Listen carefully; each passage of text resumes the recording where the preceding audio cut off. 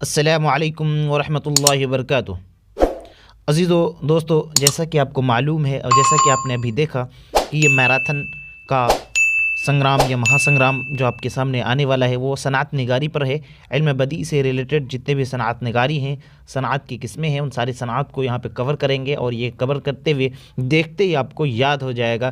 ہم پوری امید کے ساتھ کہتے ہیں صرف ہمارے ساتھ آپ بنے رہیں اور پورا ویڈیو کو ضرور دیکھیں، اس سے آپ کو بہت زیادہ فائدہ ہونے والا ہے۔ تو چلیے، اور اس کا پی ڈی ایف اگر چاہتے ہیں تو میں اس کو پی ڈی ایف بھی آپ کو فری میں اویلیبل کروا دوں گا، اس کا کانٹیکٹ نمبر آپ کو لاسٹ میں یہ کر لینا ہوگا۔ چلیے، تو صنائع کے استعمال سے اب صنعت نگاری کس کو کہتے ہیں تو آئیے جانتے ہیں۔ صنائع کے استعمال سے شعر میں جہاں معنوی دلکشی پیدا ہوتی ہے، شعر میں کس طرح کا معنوی یعنی معنی کے اندر جو دلکش پیدا ہو جاتا ہے، معنی جو ہے ایک مزیدار ہوتا ہے، وہیں ان کے نغمگی میں بھی اضافہ ہو جاتا ہے، وہیں ان کے نغمگی، اس کے گنگناہٹ، اس کے گیت میں بھی کیا ہو جاتا ہے، اضافہ ہو جاتا ہے۔ تو چلیے اس کو جانتے ہیں۔ صنائع کی کتنے قسمیں ہیں تو صنائع کی دو قسمیں ہیں، صنائع کی دو قسمیں ہیں، صنائع معنوی اور دوسرا صنائع لفظی اور صنائع لفظی اور دوسرا معنوی۔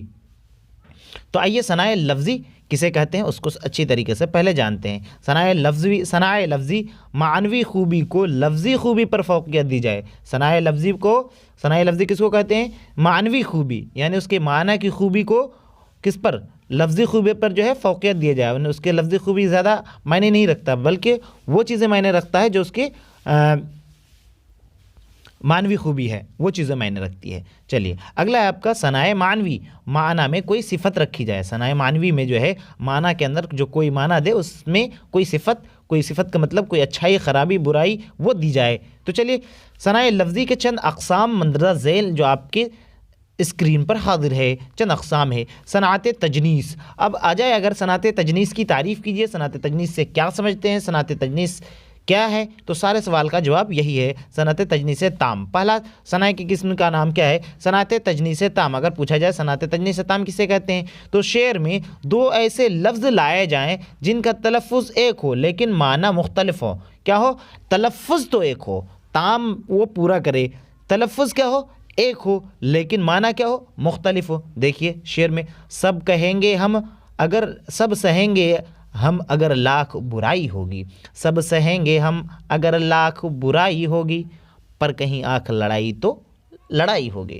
بڑا انٹرسٹنگ شعر بھائی، یاد کر لیجئے گا، مزہ آ جائے گا۔ کہتے ہیں سب کچھ ہم سہ لیں گے، ٹھیک ہے، سب لاکھ برائی ہوگی، لیکن کیا کہتے ہیں؟ پر کہیں آنکھ لڑائی۔ یہاں پہ پہلا لڑائی ہے، پھر یہاں پہ لڑائی ہے۔ تلفظ کیا بتا رہا ہے کہ جن کا تلفظ ایک ہو، ایک ہی تلفظ یہاں پہ ہے نا، لڑائی لڑائی، لیکن کیا کہتا ہے؟ لیکن معنی مختلف ہو۔ لیکن معنی مختلف ہے نا، آنکھ لڑانا مطلب آنکھوں سے آنکھوں چار کرنا، آنکھوں میں آنکھیں ڈال کر کیا کرنا؟ بات کرنا۔ اور دوسری لڑائی مطلب جو ہے فائٹنگ کرنا، جیسے جو عام لڑائی ہوتی ہے۔ چلیے اگلا جانتے ہیں صنعت قلب۔ صنعت قلب کس کو کہتے ہیں؟ اس صنعت میں دو لفظ ایسی لائے جائیں جن میں ایک لفظ کے حروف کو الٹے سے دوسرا لفظ بنتا ہے، ایک حرف کو الٹنے سے، ایک حرف کے لفظ کو کیا کرنے سے؟ پلٹنے سے وہ کیا ہو جاتا ہے؟ الٹا بن جاتا ہے۔ تو دیکھیے کیسا مزیدار ہے۔ کہتے ہیں رات بھر مجھ کو غم یار نے سونے نہ دیا، رات بھر مجھ کو غم یار نے سونے نہ دیا، صبح کو خوف شب تار نے سونے نہ دیا۔ یعنی رات کو بھی سونے نہیں دیا اور صبح کو بھی سونے نہیں دیا۔ یہاں پہ کیا کہتے ہیں؟ رات کو، یہاں پہ کیا؟ رات کو کہتے ہیں جن میں ایک لفظ کے حروف کو الٹنے سے دوسرا لفظ بنتا ہے، ایک ہی لفظ کو۔ یہاں پہ کیا ہے؟ رات۔ یہاں آپ دیکھیے رات، پہلا کیا ہے؟ تا ہے، پہلا کیا ہے؟ تا اگر تا میں کیا جوڑیں گے؟ الف، اس کے بعد کیا جوڑیں گے؟ را، تو کیا ہو جائے گا؟ تار ہو جائے گا۔ تو یہاں پہ دیکھیے آپ تار نظر آ رہا ہے، کیا؟ تار نظر آ رہا ہے۔ اس کو پھر الٹ دیں گے تو وہی ہو جائے گا۔ تو یہ صنعت قلب تھا۔ صنعت قلب میں جو ہے ایک ہی لفظ کے حروف کو کیا کر دیا جاتے ہیں؟ الٹنے سے ایسا ہوتا ہے۔ تو چلیے اگلا جانتے ہیں صنعت تکرار۔ تکرار کا مطلب کیا ہوتا ہے؟ تکرار کرنا۔ ہم نارملی اپنی زبان میں کہتے ہیں زیادہ تکرار مت کرو، زیادہ آپس میں بات چیت مت کرو۔ تو تکرار کا مطلب کیا ہوتا ہے؟ آپس میں لڑنا، جھگڑنا۔ تو شعر میں لفظ مکرر لائے جائیں۔ تکرار کسے کہتے ہیں؟ جس میں شعر میں لفظ مکرر لائے جائیں۔ لفظوں کی تکرار سے اصوات کی بھی تکرار ہوتی ہے اور شعر میں نغمگی پیدا ہوتی ہے۔ کیا کہتے ہیں؟ شعر میں لفظ مقرر لیا جائے تب ہو جاتی ہے تکرار، اور لفظ کی تکرار سے اصوات کی بھی تکرار ہوتی ہے۔ کہتے ہیں ہم کو شکایتوں کے مزے آ ہی جاتے ہیں، ہم کو شکایتوں کے مزے آ ہی جاتے ہیں، سن سن کے دل ہی دل میں وہ شرمائے جاتے ہیں۔ تو یہاں پہ کیا کہتے ہیں، لفظوں کی تکرار، لفظ مطلب لفظ آپس میں کیا کر رہا ہے، لڑ رہا ہو۔ یہاں دیکھیے سن سن کے، یہاں پہ کیا سن سن کے آپس میں لفظ کیا کر رہا ہے، لڑ رہا ہے، سن سن کے آپس میں لفظ لڑ رہا ہے، اور دوسرا لفظ کہاں لڑ رہا ہے، دل ہی دل میں لڑ رہا ہے۔ تو یہاں پہ سن سن، یہاں پہ کیا کہ لفظوں کی تکرار بھی ہو رہی ہے، اصوات کی بھی تکرار ہو رہی ہے، یعنی لفظ بھی سننے لفظ کی بھی، یعنی اصوات مطلب ہوتا ہے آواز، یعنی دونوں کی آواز سیم نکل رہا ہے۔ تو چلیے یہ تھی ثنائے لفظی کے کچھ اہم اقسام۔ اب آتے ہیں ثنائے معنوی کے اقسام پر۔ اب ثنائے معنوی کو ایک بار اور جانتے ہیں۔ ثنائے معنوی سے شعر کے معنوی خوبی واضح ہوتی ہے۔ ثنائے معنوی سے کیا ہوتا ہے، شعر کے معنوی خوبی واضح ہو جاتی ہے۔ دوستو چینل پر اگر نئے ہیں تو چینل کو سبسکرائب ضرور کریں، اس کے ساتھ ساتھ بیل والا آئیکن کو دبانا نہ بھولیں، تاکہ جیسے ہی نئی ویڈیو اپلوڈ ہو تو آپ تک پہنچے، اور کمنٹ کرنا نہیں بھولیں، اور ہمیں نیک مشورہ بھی ڈالیں گے، ہمیں کیا کرنا چاہیے وہ ساری چیزیں ڈالیں گے۔ تو خیر اگلا جو ہے ثنائے معنوی کے کچھ مندرجہ ذیل اہم اقسام آپ کے نظروں کے سامنے آپ کی اسکرین پر حاضر ہے۔ صنعت تضاد، پہلا کیا ہے، صنعت تضاد۔ اب جانتے ہیں صنعت تضاد کا مطلب ہی الٹا ہوتا ہے، متضاد جس کو ہم کہتے ہیں، تضاد الٹا اپوزٹ کہتے ہیں نا، تو وہی ہے صنعت تضاد۔ یہ کون سا صنعت ہے، صنعت تضاد۔ صنعت تضاد میں کیا ہے بھائی، صنعت تضاد کسے کہتے ہیں اس کو جانیے۔ صنعت، شعر میں ایسے الفاظ لائے جائیں جو معنی میں ایک دوسرے کی ضد ہو، اس کو صنعت طباق بھی کہتے ہیں۔ صنعت تضاد کا دوسرا نام کیا ہے، صنعت طباق۔ صنعت تضاد کا دوسرا نام صنعت طباق کہتے ہیں۔ کیا کہہ رہے ہیں، شعر میں ایسا لفظ لے جائے جو اس کا کیا ہو، الٹا ہو، کیا ہو، جسٹ الٹا ہو۔ گاہ جیتا ہوں گاہ مرتا ہوں، گاہ جیتا ہوں گاہ مرتا ہوں، آنا جانا تیرا قیامت ہے، آنا جانا تیرا قیامت ہے۔ یہاں پہ کیا کہتے ہیں، صنعت تضاد مطلب ایک دوسرے کے جسٹ اپوزٹ ہو۔ یہاں پہ جیسے جینا کو اپوزٹ کیا ہوگا، اگر متضاد ورڈ آپ کو دے دیا جائے تو کیا، مرنا ہوگا۔ تو یہاں پہ دیکھیے گاہ جیتا ہوں گاہ مرتا ہوں، ٹھیک ہے۔ اگلا ہے آنا جانا، آنا اور جانا، تو آنا کا اپوزٹ کیا ہوگا دوستو، آنا کا الٹا کیا ہوگا، جانا ہی ہوگا نا۔ تو چلیے، تو ویڈیو اگر اچھا لگے تو مارو ٹھوک، مارو سالے کو دیکھا جائے گا کیا، لائک۔ چلیے اگلا جانتے ہیں صنعت مراعات النظیر۔ صنعت مراعات النظیر، شعر میں، اب اس کو کس کو کہتے ہیں اس کو سمجھیے۔ شعر میں ایسے لفظ لائے جائیں، صنعت مراعات النظیر میں کیا ہوتا ہے، شعر میں ایسے لفظ لائے جائیں جو آپس میں مناسبت رکھتا ہو، آپس میں کیا کرتا ہو، مناسبت رکھتا ہو، اسے ہم کیا کہتے ہیں، صنعت مراعات النظیر۔ کیسا مناسبت رکھتا ہو، تو آئیے دیکھتے ہیں۔ روح رخش عمر کہاں دیکھیے ہمیں، روح رخش عمر کہاں دیکھیے ہمیں، نے ہاتھ باغ پر ہے نہ پاہے رکاب میں، نہ پاہے رکاب میں۔ تو یہاں پہ آپ دیکھ رہے ہیں کہ شعر میں کیا کہ ایسے لفظ لائے جائے جو آپس میں مناسبت رکھتا ہوں، جو آپس میں کیا رکھتا ہوں، مناسبت رکھتا ہوں۔ اور یہاں پہ جو ہے رقص اور باغ، رقص اور باغ میں کیا ہے، مناسبت ہے۔ رقص باب اور رکاب میں، رقص باغ اور رکاب میں کیا ہے، یہاں پہ مناسبت ہے۔ اگلا ہے آپ کا تجاہل عارفانہ۔ تجاہل عارفانہ، اب کہتے ہیں تجاہل عارفانہ کس کو جانتے ہیں، تجاہل کا مطلب یہ آلریڈی آپ سمجھ رہے ہیں، پہلے یہاں سمجھ جائیے، مطلب بہت ہی آسان ہے لیکن سمجھنا ضروری ہے۔ تجاہل، جاہل، تجاہل کا مطلب کیا ہوتا ہے، جاہل، نارملی ہم لوگ جاہل کہتے ہیں نا جو نہیں جانتا ہو، اور عارفانہ، عارف مطلب جو ہوتا ہے عارف، تو عارفانہ مطلب جان بوجھ کر، عارف باللہ نارملی ہم کہتے ہیں۔ تو چلیے دیکھیے، کسی بات کو جانتے ہوئے بھی لا علمی کا اظہار کرنا، تجاہل، اسی کو نا جاہل کہیں گے جو جان کر بھی جو ہے انجان بنتا ہے۔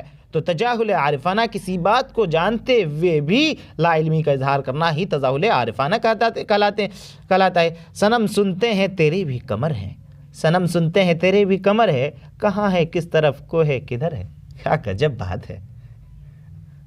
مطلب عاشق اپنے معشوق کو کہتے ہیں کہ صنم، صنم تو آلریڈی بت کو کہا جاتا ہے، لیکن یہاں پہ ایک عاشق اپنے معشوق سے کہتے ہیں کہ وہ صنم، ہم سن رہے ہیں کہ آپ کی کمر تو ہے لیکن بتائیے کہ کہاں ہے کدھر ہے، دیکھیں ذرا، ٹٹولے ذرا، کیا غضب کا ہے۔ مزہ آ جائے گا دوستو، لگے رہیے، بنے رہیے، ویڈیو کو پورا دیکھیے، مزہ آ جائے گا، اس میں کوئی شک نہیں ہے۔ چلیے اگلا ہے صنعت لف و نشر۔ صنعت لف و نشر کس کو کہتے ہیں، لغوی معنی پیٹنا اور پھیلانے کے ہیں، پیٹنا اور پھیلانے کے ہیں۔ شعر میں چند چیزوں کو ذکر کیا جائے اور اس کے مناسبات کو بیان کیا جائے. لغوی معنی شعر میں کیا ہو جاتا ہے؟ چند چیزوں کو کیا کر دیا جائے؟ پہلے ذکر کیا جائے. لغوی معنی کیا ہوتا ہے؟ لپیٹنا ہوتا ہے. کیا ہوتا ہے؟ لپیٹنا. اوکے سوری پیٹنا ہو گیا، لپیٹنا ہوگا. کیا ہوگا؟ لپیٹنا. لغوی معنی لپیٹنا اور پھیلانے کے ہیں. اور شعر میں چند چیزوں کا ذکر کیا جائے، پھر ان کے مناسبات کو ذکر کیا جائے. مناسبات مطلب اس سے جو مناسبت رکھتا ہو، جو اس سے ریلیٹ کرتا ہو، جو اس سے آگے اس سے جو ملتا جلتا ہو. کہتے ہیں تیرے رخسار و قدم و چشم کے ہیں عاشق راز، تیرے رخسار و قدم و چشم کے ہیں عاشق راز، گل جدا سر و جدا نرگس بیمار جدا. تو یہاں پہ رخسار و قدم، یہاں پہ رخسار کو کسے غال مانا، رخسار مطلب کسی کہتے ہیں نا آپ کا جو ہے مطلب گل، کسی کو کہتے ہیں کہ اس کے گال تو کس کے پھول کے جیسا ہے، تو رخسار یعنی گل. رخسار و قد و چشم، قد و چشم، قد مطلب لمبائی اور چشم مطلب آنکھ. اس کے آنکھ اور لمبائی جو ہے کہ ہیں عاشق راز، کیا ہے؟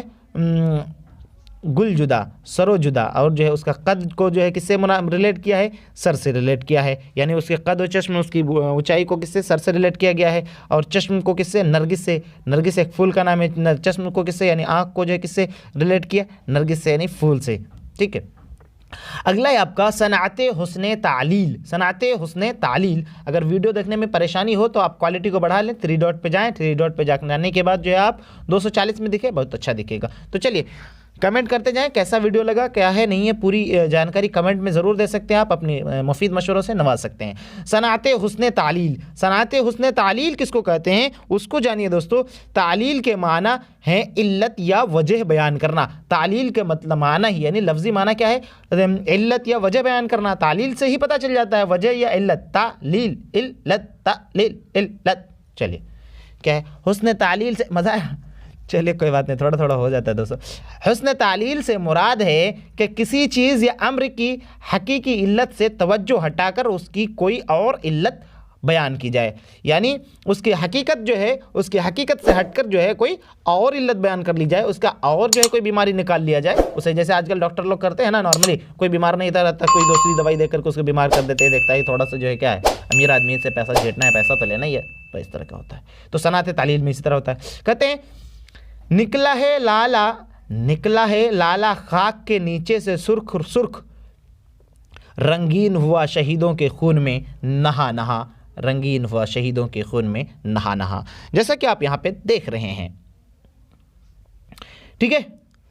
اگلا ہے صنعت مبالغہ. صنعت مبالغہ کسی بات کو بڑھا چڑھا کر بیان کرنا. صنعت مبالغہ مطلب کیا ہوتا ہے؟ کسی بات کو بڑھا چڑھا کر بیان کرنا. کوئی بات ہے نہیں ہوئی ہے اور زیادہ بڑھا چڑھا کر کے بیان کر دینا. اور مبالغہ اگر آ جائے آپ کا صنعت غلو. کیا؟ غلو. غلو کا مطلب ہوتا ہے مبالغہ سے بھی زیادہ.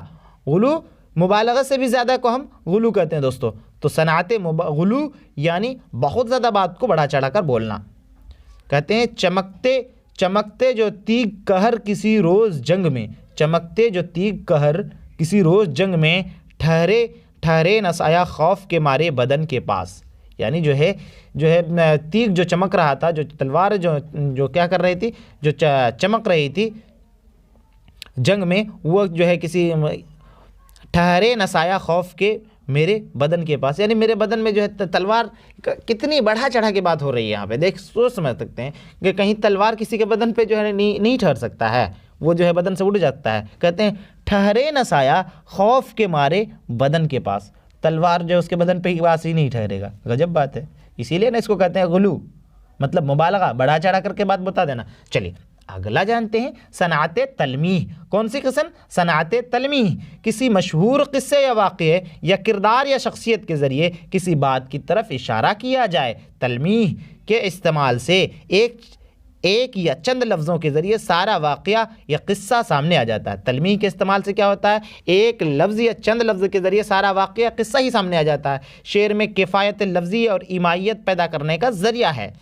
عاشق اس غیرت بلقیس کا ہوں میں آتش، عاشق اس غیرت بلقیس کا ہوں میں آتش، بام تک جس کے کبھی مرغ سلیمان نہ گیا. تو یہ صنعت تلمیح کی یعنی کسی مشہور قصے، واقعہ یا کردار کی شخصیت کے ذریعے کسی بات کی طرف اشارہ کیا جائے، یعنی کسی بھی واقعہ کے ذریعے کسی بات کی طرف کیا کیا جا رہا ہے، یہ اشارہ کیا جا رہا ہے، یعنی سلیمان علیہ السلام کے بارے میں، مرغے کے بارے میں بیان کیا جا رہا تھا۔